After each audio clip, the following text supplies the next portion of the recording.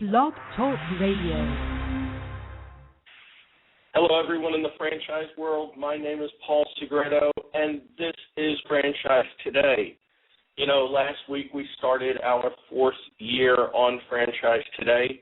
I probably sounded a little bit nervous, believe it or not, after being on a couple of month hiatus, but certainly kicked right back into gear with Stephen Greenbaum as my guest.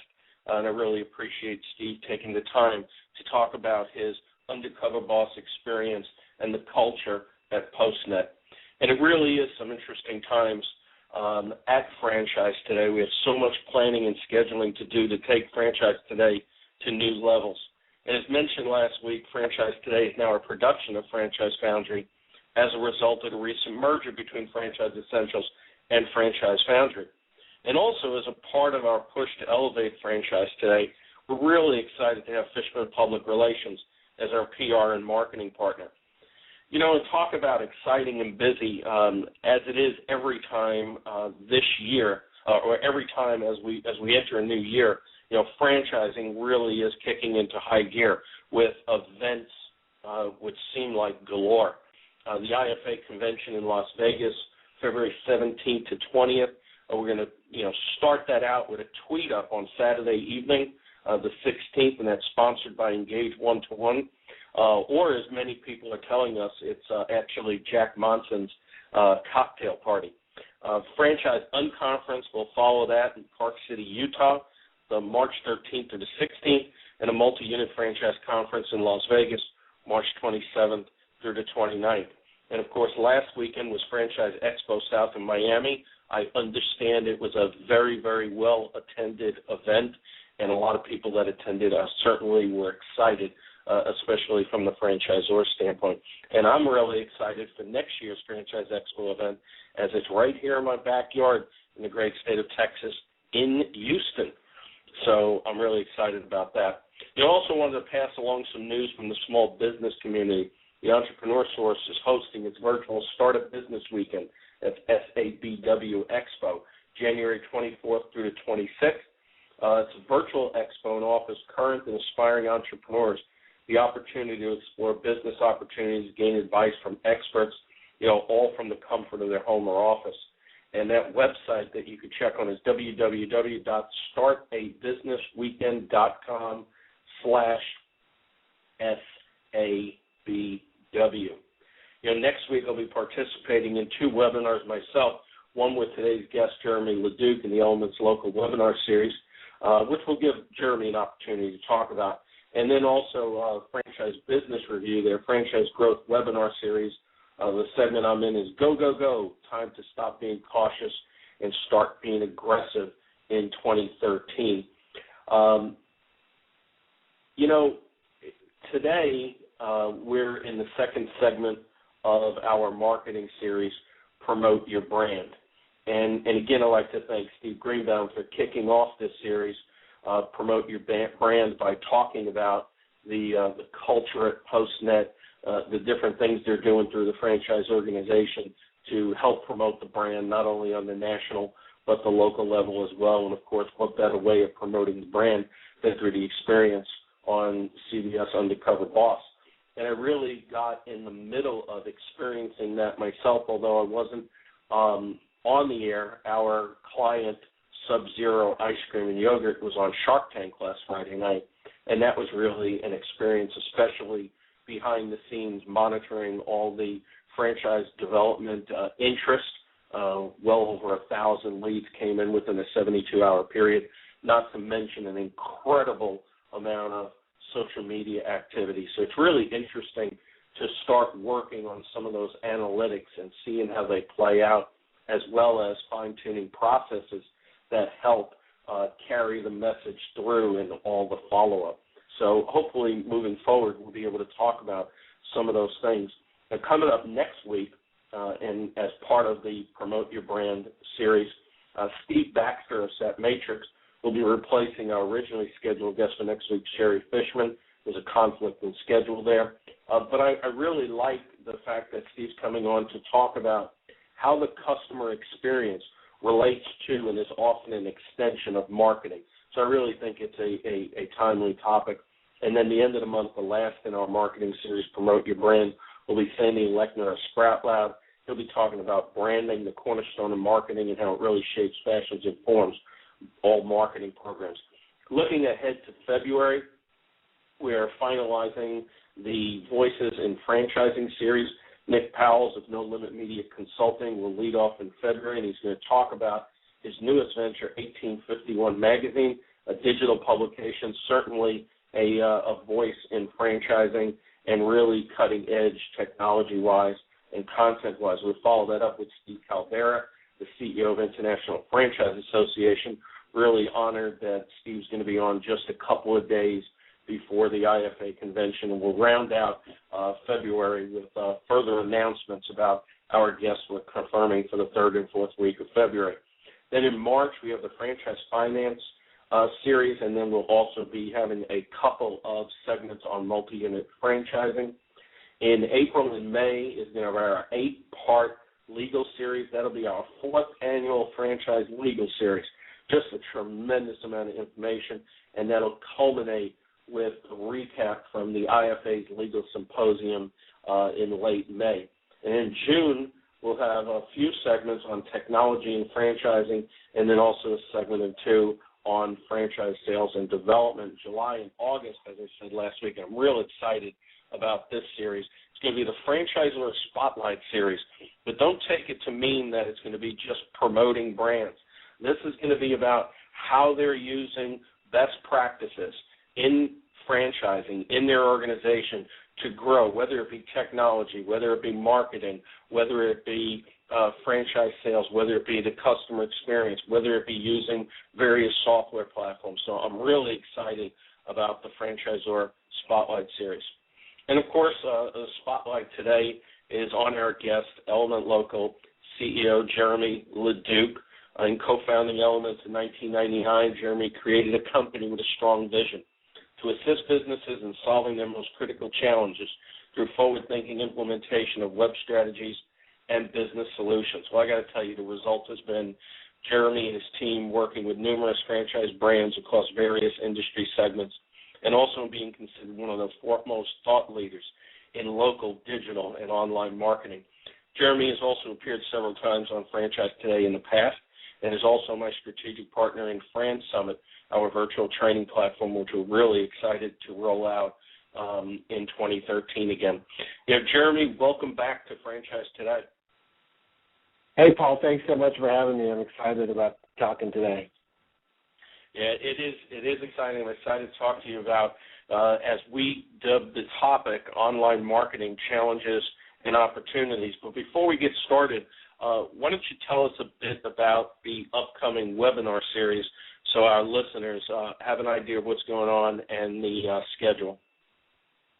Yeah. If you go to ElementsLocal.com, you can sign up to any of our webinar series. We've lined up 3 so far this year. The first one is January 23rd, and Paul, as you know, you're a part of all 3. And I think today's discussion will actually give everybody a taste of what we'll be doing in that series. That series is really meant to leverage the knowledge that we've gained here at ElementsLocal. I love your lineup, actually, for your series with starting with Steve Greenbaum, as a franchisor looking at marketing, moving to us, because what we're able to do is, as a platform provider, we provide a software platform that lets everybody, all franchisors and franchisees, do everything from websites and social to mobile. We're able to kind of look down and see how everybody is executing different strategies. So we're able to really kind of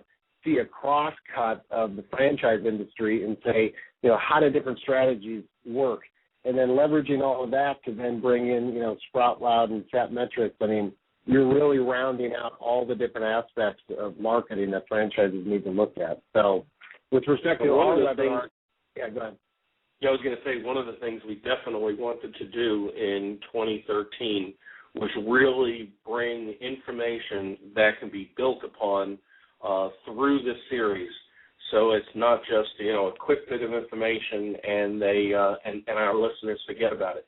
I wanted them to have information that they can take back in bits and pieces to their staffs, see how they can start implementing it, and then build upon it as the following segments in the series were to continue.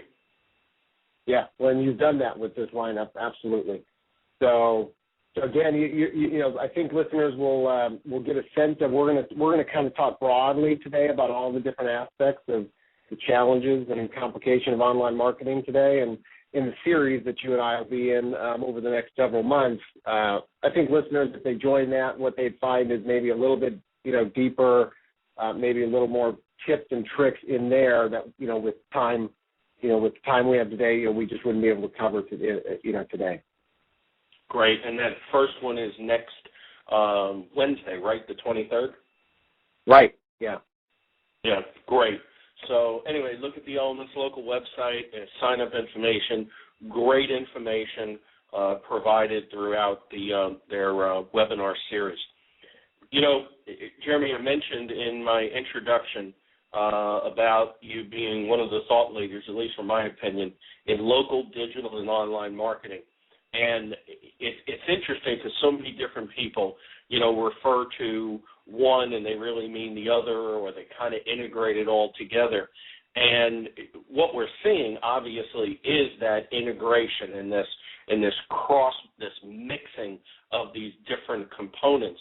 And it's no longer, as you know, and I'm sure you agree, you know, it's no longer these little silos of, okay, this used to be marketing, this used to be PR, this used to be even social media, this used to be, you know, advertising, this used to be local advertising. I mean, there's so much that's tied together and integrated together, and I really think that's one of the challenges that are facing us. But, you know, so the first question I'll ask you is, you know, what are some of the biggest challenges that franchisees face today in this sphere of online marketing? Sure. You know, just a couple years ago, it was very common for a franchise system to bring in a tool set, you know, whether it be a local website or social media or you know, or email marketing, and say to their franchise base, okay, we've got this tool set, and this year we're really going to focus on this channel in digital marketing. And today you just can't do either of those because, like you said, the speed at which everything is moving has accelerated so much that you have to have a plan that addresses each channel. And you can't just hand your franchisees tools anymore. You have to hand them real solutions that work, because, you know, the days of expecting a franchisee to understand all of this or just one channel are over. You know, we have to understand all the channels because they're all moving at phenomenal rates. And like you said, they're all now coming together. You know, you've got what are called local directories affecting your organic rankings. You got social media citations, all affecting organic. You know, you've got mobile. So do you have a mobile website? All these things are coming together. So if you have siloed strategies and they're not talking to each other, you know, you don't have the insight to see which channel is working best for you, where your ROI is coming from, where the activity is coming from, where you should be focused. So I agree. What we need to move to is a comprehensive plan where we're addressing all the channels, you know, but we also have to look to what are the solutions we're actually providing the franchisees. Are we providing them just tools, not to mention on top of all the tools we've given them over the years, like for all their print and offline activities? Are we just handing them more tools, or are we actually handing them solutions, you know, in the form of perhaps an automated tool that's doing the job for them, or to sign up to a package where somebody else is doing that work because, again, it's gotten so complicated, you know, they're not going to sit down at night and also become an expert in online marketing on top of what they do during the day. So I guess the first $1 million question I have to ask is, because we know this entire sphere of marketing, online marketing, is quite complicated. It certainly appears to be very complex, and certainly is the case when franchisees are looking at all the various challenges and solutions and tools and software and just everything that's out there. And as is often the case when somebody is experiencing or is introduced to something that's complex, there's a fear, there's a phobia, and the tendency is to put one's head in the sand as opposed to addressing it head on, especially in such a tight and trying economic environment where they want to immediately concentrate on as much as they possibly could do, but always fall victim of concentrating and focusing on the things that they're most comfortable with.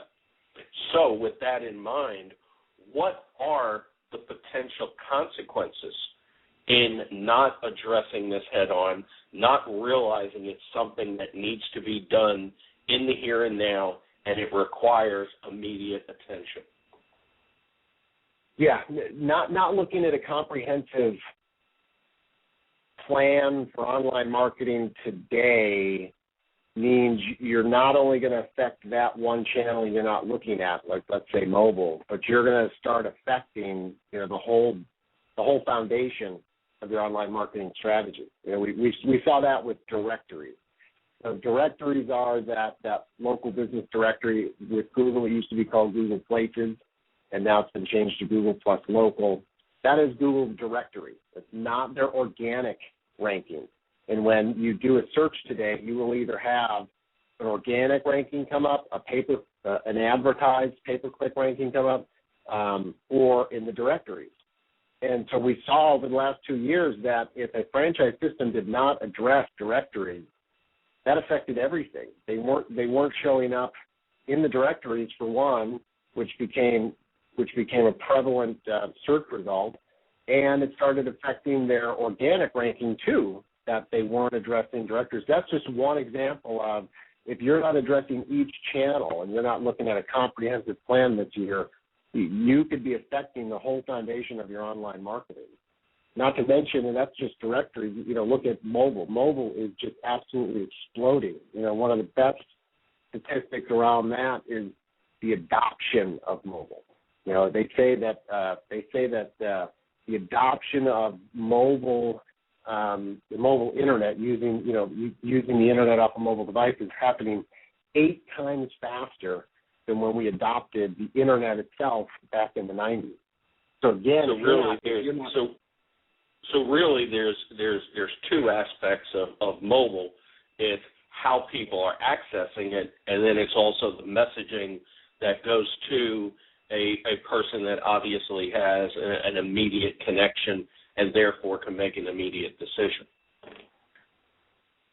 Yeah, just showing up, and then actually engaging the audience once they do show up. Yeah, those are 2 critical aspects of mobile. If you don't have mobile websites for every location, we're right back to the 2 years ago when franchisors were looking at just their organic rankings and questioning how is it we're this huge national organization and we're being beat out by local mom and pops. Well, when everybody looked at it, when the experts looked at it, they said, well, Google looks at local websites.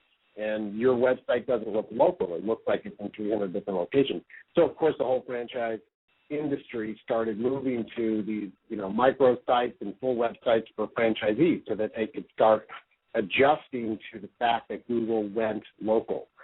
So the same thing is now happening with mobile. If you don't have a local mobile site, Google actually has a separate bot, a robot. They call it a bot that comes out and indexes and looks at the internet and indexes it. And they actually have a separate bot for mobile. And so they're indexing the, quote, mobile-friendly websites just like they're indexing desktop websites. So if you don't have a mobile site, you're essentially sending a signal to Google that we don't have a mobile site. So that in and of itself is critical.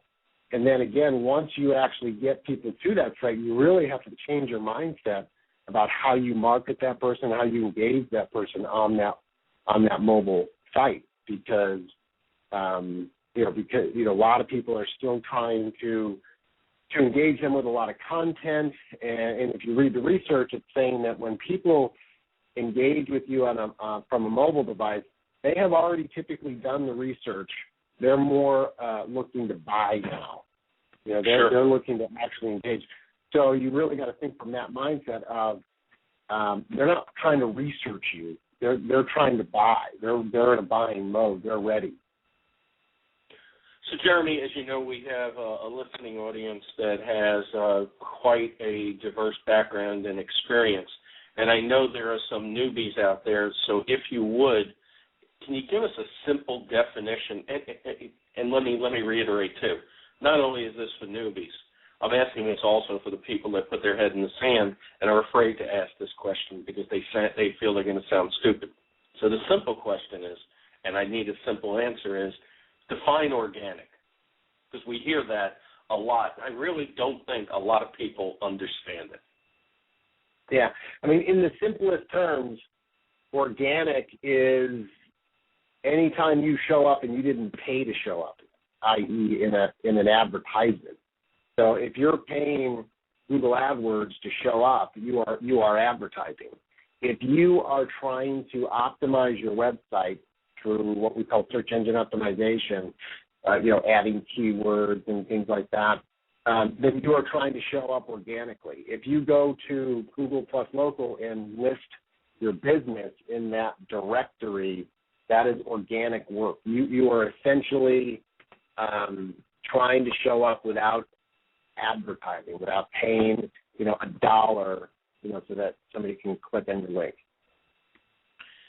That's a great answer, and I think that leads into the next question I have, another $1 million question, which is about ROI, return on investment, because as we know, the way it used to be and everything siloed, there was line item expenditures and the expectations of line item profits coming off every expense. And today, there's the unknown what if. What if I don't get involved with local business listings? What happens if I don't get involved with directories? What happens if my organic efforts are less than stellar? Because unless we were able to compare two businesses side by side, one completely involved and one not involved at all, and let them run the course with everything being equal over the course of the next 2 years, that would be the only way, and even then that obviously wouldn't be foolproof and certainly would be cost prohibitive. And I think, we go back to, as we talked about in the Franchise Social Media Summit webinar, Eric Qualman, the author of Socialnomics, said, your ROI is still being in business 5 years from now. So, I mean, when a client or a potential client asks you, Jeremy, everything you say is great. The products and services that your company looks good. I'm getting great references. But tell me, what can I expect as to an ROI? Yeah. Well, Paul, you've been saying that quote, and I think you should say it as often as you can, that the ROI truly is being in business. It's just like we talked about, that if you don't have a mobile site, you're not being indexed properly by Google with this bot that actually looks for and indexes mobile sites. So ROI is absolutely critical. You and I have also had the conversations around, remember, 2 years ago when everything was about social media, the first question everybody had was, and everybody was sitting on the fence waiting for an answer, well, I just don't do the ROI in social media. And the experts were saying, well, the ROI is being in business. The ROI is that looking ahead, if you don't jump in the game today, you're going to be left behind because it's going to move so rapidly. And that's exactly what's happened. SEO has moved very rapidly. People have heard of updates like Panda and Penguin. I don't know if people have realized that there are over 20 updates to Panda. The Panda update to Google's algorithm to affect its organic ranking started back in February of 2011.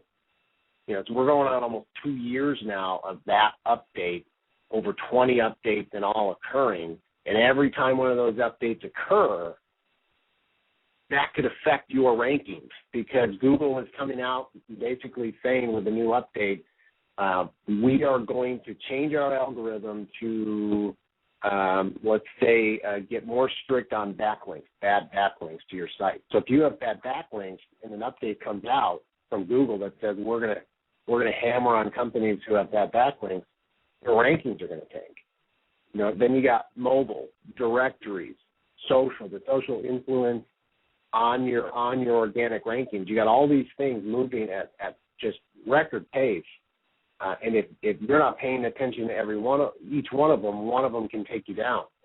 So, to answer the question, it was one of the things I wanted to talk about today was really making sure that you're investing in tools that have the proper analytics to show you what's going on, to show you if you just tanked in organic, to show you whether your mobile traffic is going up or whether it's plateaued, to show you your social activity. If you don't have the analytics in place today that is showing you the activity of what's happening and where the traffic is really coming from, you can't even start to think about ROI. So really we've seen two approaches, to this, which is franchise organizations understand that they have to address all these channels because just neglecting one of them may affect it all. And so they're just attacking all of it, expecting the comprehensive plan to come back, and start to provide returns. And of course, we've seen, a more in-depth approach, which is put really strong analytics on each of these channels, start to cross-compare them, and actually pull back where is the actual return coming from. And in those models, what we've seen is there's still a comprehensive plan across each of these channels. But, for example, we had a client who we started watching their mobile traffic, and it went from 5% to 15%. And we said, wow, that's incredible. Not even focusing on mobile heavily, your traffic has skyrocketed. Then when we actually started working with them on focusing on that, their traffic then went from 15 to 30% of their traffic now comes from mobile devices. And that's because we started focusing on that area for them. So in that case, we're able to very easily hone in on, okay, that is, that's exciting. That's a lot of traffic. We're able to correlate that traffic to, business, and so we're seeing a great return on investing into mobile. So we've really seen both those strategies, and in today's world, both strategies are effective.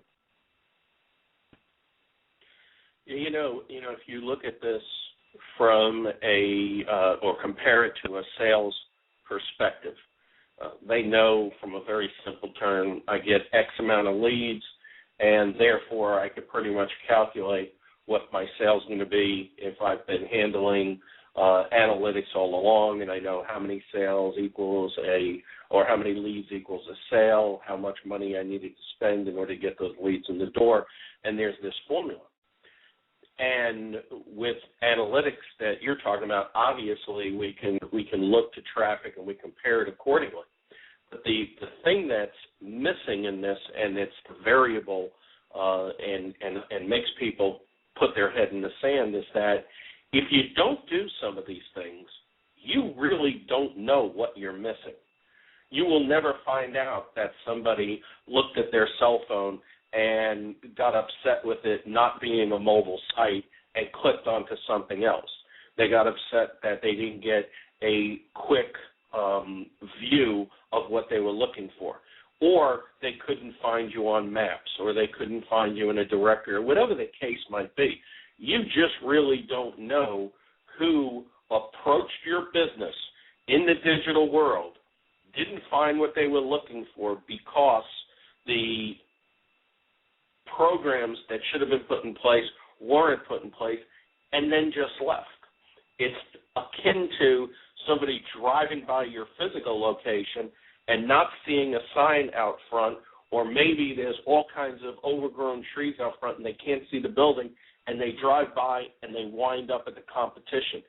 It's impossible to figure out how many times that occurs online. And that's the scary thing that I look at, because people, business owners, are not even considering that.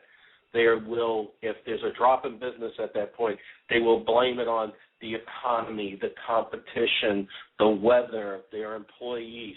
But they'll never stop and think, you know what, maybe, just maybe, if I had the type of presence that's recommended, I would capitalize on it and I would see an increase in my business.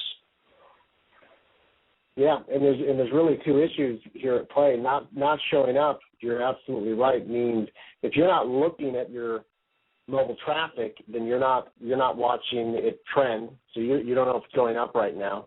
You don't know if it's already gone up in the past year and now it's simply plateaued because of exactly what you just said, which is your site is okay, but it was increasing, but your competitors now have better mobile sites, and so you're plateauing or even declining because people are so quickly leaving your site to go somewhere else. That's issue one. Issue two is the lost opportunity. Again, back to the client who once they realized their mobile traffic was going up and focused on it, they actually took advantage of that opportunity and now get even doubled their mobile traffic, and in a way that they can actually track the ROI from that traffic. And as I said earlier, the buying behavior of somebody coming from mobile device is different than somebody on a desktop computer. In the organic world, say for a professional, a service-based organization, it's very common to want to show up because, at 11 o'clock at night, somebody with discretionary funds is looking for your service, and of course you want to show up and represent the brand. But the next day, when they're out and about, and they finally say, I've got a few minutes, I'm going to make a call into those couple companies, and they do a quick search, and they don't find you, or they're not able to find the location near them, then you're done. You're dead in the water. They're gonna very quickly go to the competitor. So absolutely, we are on live on Franchise Today. My guest today is Jeremy LaDuque, CEO at ElementsLocal, and we are talking about online marketing challenges and opportunities. Jeremy, we talked briefly about the ElementsLocal webinar series, and certainly it's a tremendous resource to the franchise community. And is there a charge for people to participate in that webinar series? No, I think this is the third year we've done this series, and every year all these are free. We bring in experts from our company or from partners to talk about these different topics. And Paul, I think you and I both, share a same vision that we really we love educating. We love just being a part of showing the best practice that we've studied and researched and found out, and sharing that with the franchise community. So, like this year, the next three webinars are branding locally, mobile marketing, and in embracing a more comprehensive strategy for how to address all these digital channels, and those are January, March, and May, and those are all free, and you can go to our website ElementsLocal.com to sign up for those. And the real reason I'm asking the question, besides knowing and fully understanding the value that each of these webinars presents to participants. So another $1 million question is, so with all of this being so complex, perceived as being complex, and also being in a segment of business that is changing faster than any other aspect of business, with there being free resources that people can tap into, why aren't we getting thousands of franchisees or franchisors on the line for these webinars? I think franchisors, are really looking to their vendors for the solutions. The challenge I see there is we really got to get all the different vendors working together collaboratively, because again, all these things have just in the past year, things accelerated so quickly that, if you're still working under a model where you have literally separate vendors, for each of these channels, we need to start getting these guys talking to each other and to you in a collaborative way to start pulling all this together. Or we need, some senior architect to start, looking at this as a whole. So we still have that situation where, we're looking at a single organization to drive that one strategy. Well, we're not looking at the whole strategy, and that's a lot of what, Paul, you and I take a step back and look at as the whole strategy, and maybe sometimes trying to look at the whole strategy and take it all in and go, wow, it's too much. Right. So when we're looking through this, we talked about organic. We've talked briefly on ROI, and I know we'll talk a little bit more about that here in a second. But what are the primary channels that need to be addressed? Sure. So, everybody we talk to, we always start with their organic presence. 2 years ago, I still use this quote from Ford Sakes when he was at IFA and said, your website is your social proof. And we can really use that phrase now across everything. Your organic website is your proof to everything else. It's still the glue. It's still the foundational piece that holds everything together. You need to be sending signals to Google that if you have 300 franchisees in 300 geographic areas, that you are genuinely and authentically in those 300 locations. And the way you convey that to Google is with a local website that says, here I am. I'm talking about local events and local people, and I'm talking about being a part of this community because I am a part of this community. So that's where it all starts is let's not forget, I know we've got all these, shiny new things like mobile and social, but let's not forget that everything started with that website and that local content that anchors you to that community you're in. So you've got websites. We talked briefly about how important the search engine optimization is against those websites. So SEO is critical. It became so critical in the last year with the amount of updates and how big these updates that came up from Google were with respect to its algorithm. Then you've got, on top of that, you've got your local business directories. Absolutely exploded in the last few years, the importance of these directories. So now when you go to Google and do a search, your directory listing may come up.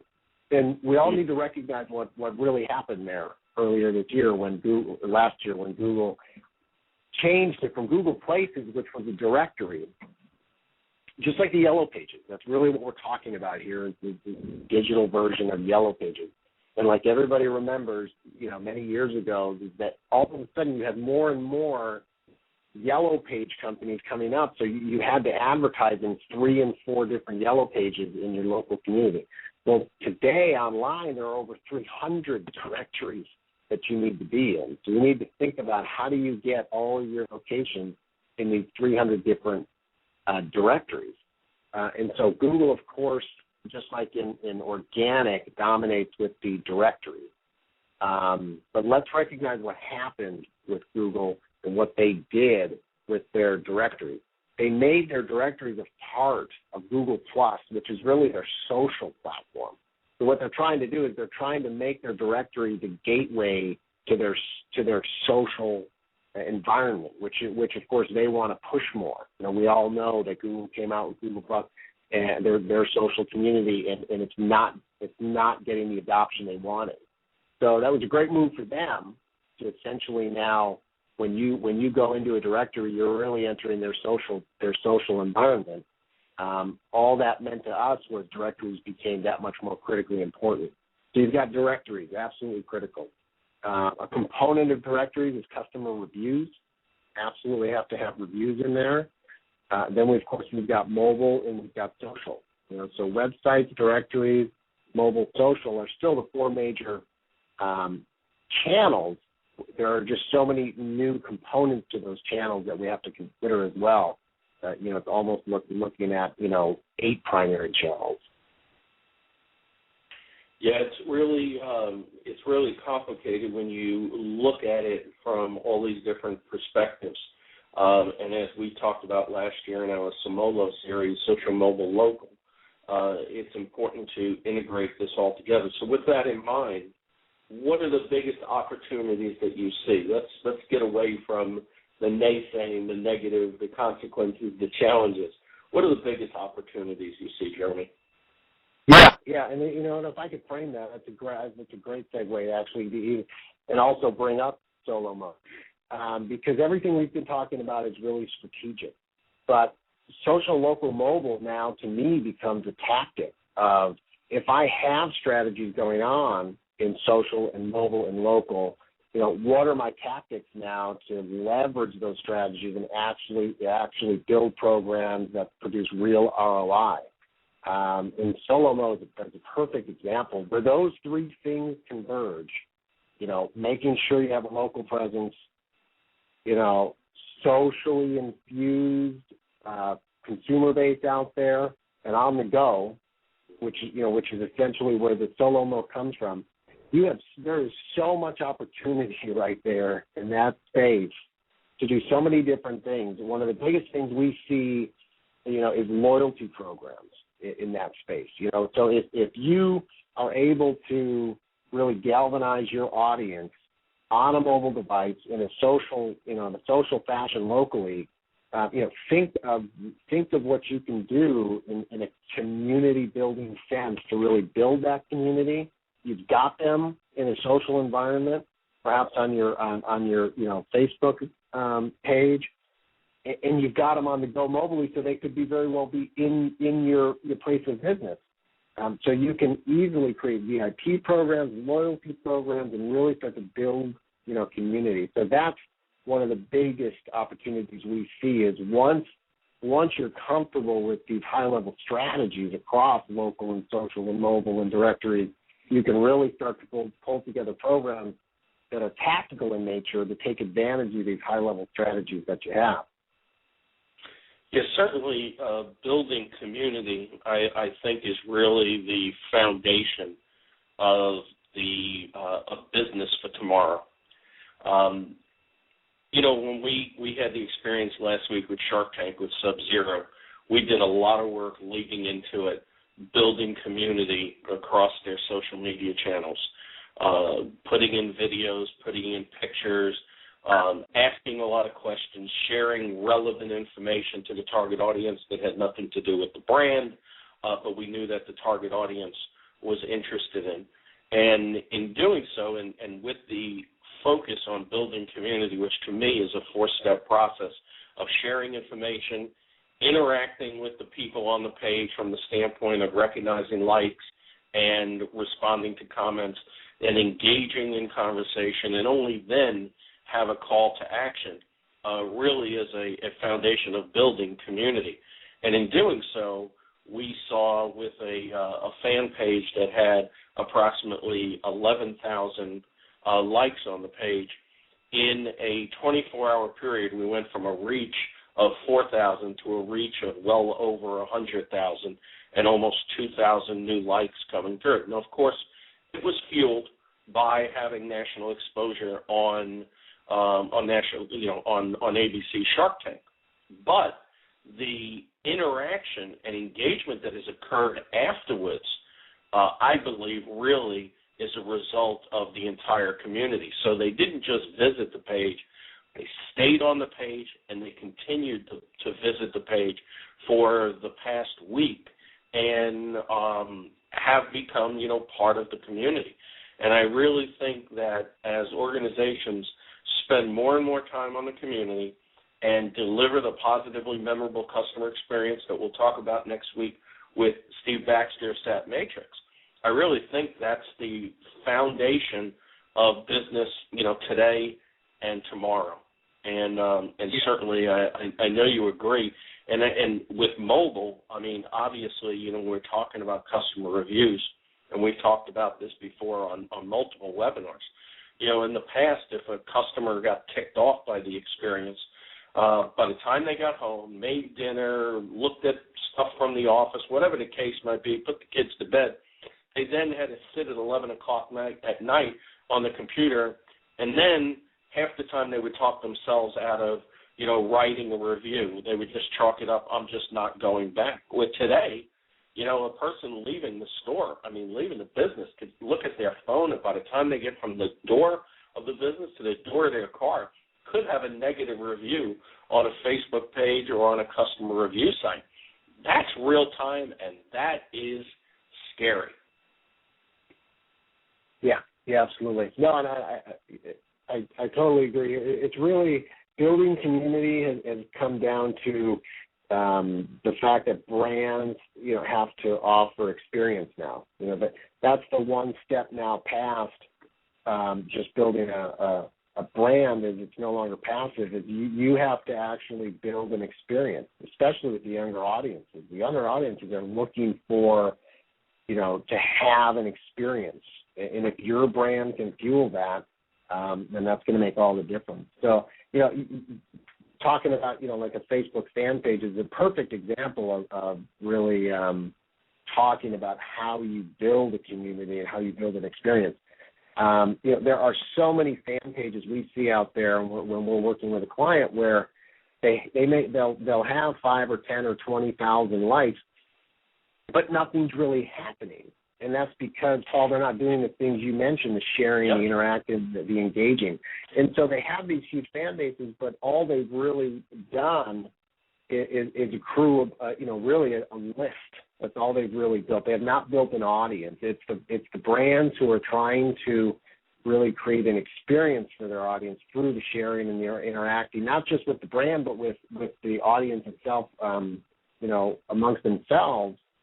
That's the fan base on a Facebook or anywhere, on your blog, your web traffic, you know, off the call to action on your site, where you are actually, when you put a call to action out there, you are actually going to get a response. So it's all that foundational work. It's from the strategic level of, do I even have a strategy for my local sites and the directories and the mobile and social? Do I even have that basis? And then how do I move to the next level of them taking pieces of all those, building, you know, a tactical plan of now leveraging each, you know, pieces of these strategies to now build community through the sharing and the interacting and the engagement. Yeah, I think it all comes down to this 4-step process of share, interact, engage, and a call to action is basically earning the right to ask for their business for the call to action. And I think that's something that is often missed or is being missed a lot, as you said, in some of these Facebook pages with thousands of likes and no interactivity going on whatsoever. And a case in point, and I won't name the name of the brand, but one that I looked at and did a little advising on, you know, literally had, you know, thousands of fans, not only on their page, on the corporate page, but across almost 1,000 local Facebook pages for the franchisees. And it was just disheartening to look at that the only messages they posted up there was about the brand. Everything was brand regurgitation. There was no way to interact with people. They got a lot of likes on the page because they were offering some discounts if you became a fan of the page.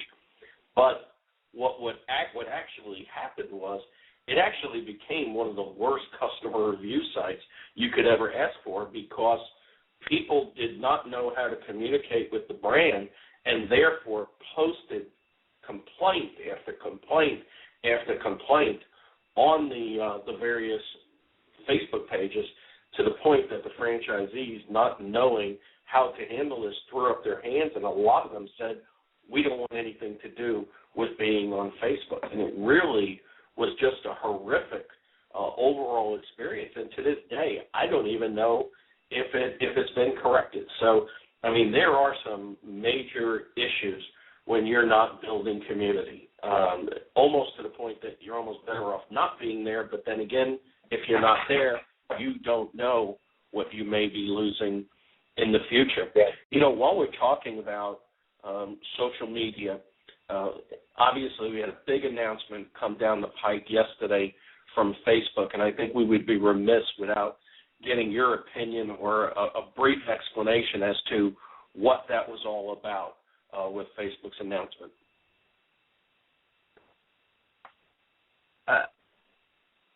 No, you'll have to enlighten me on that. You didn't see the big announcement yesterday about Facebook and what they're doing with search and privacy? No, I've been offline the last. I had a. Oh my God! Okay. Well, we're going to reserve that then for another day, and maybe we could mention it in the webinar next week, because I know it's as we've been hearing the rumors, Facebook, trying to rival Google even more by building their own little internal search engine or using all their Facebook pages for search capability. And I really see some interesting things coming down the pike as these two behemoths, just slug it out. It's just getting ridiculous. So finding the next social media network, what are your thoughts on that?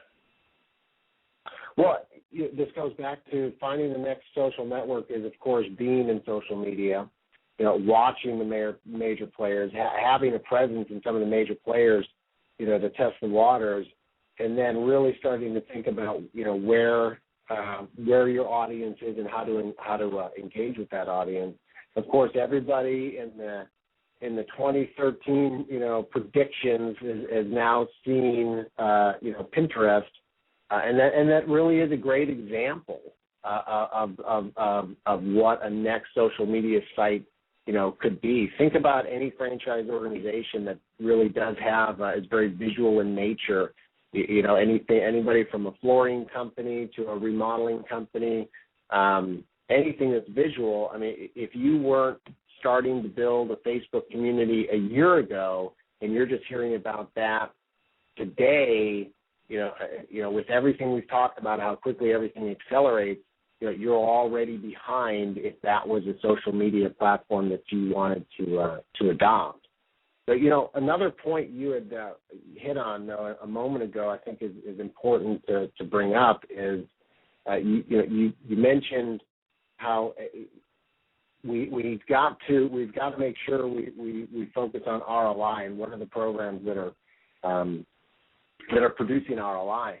And we've got to bring up, at least for a moment here, the fact that all this strategy and tactics we've been talking about, if it's not built on the right, foundation, on the right software, things like you had mentioned, a brand that it sounded like they had a corporate Facebook account and they had each franchisee had their own. And if you're not on a platform that allows you that level of control to be able to step in as a franchisor and either push content down or provide content on behalf of franchisees, franchisors really need to think about, the different ways to distribute content and to really think about their franchisees as one whole unit. Of course, in the franchise world, there's that dynamic of, we need some level of franchisor control. We also need the ability for the franchisor to be able to push content down on behalf of franchisees.